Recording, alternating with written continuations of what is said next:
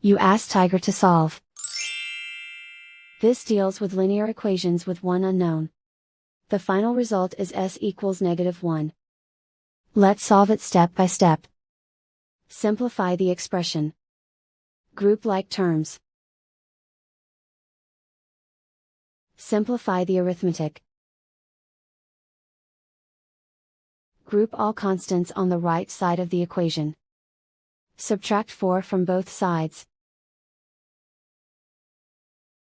Simplify the arithmetic.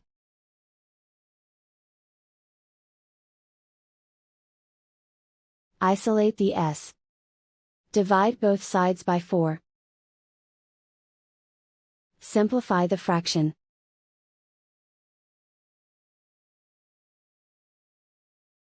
And so the final result is s equals -1.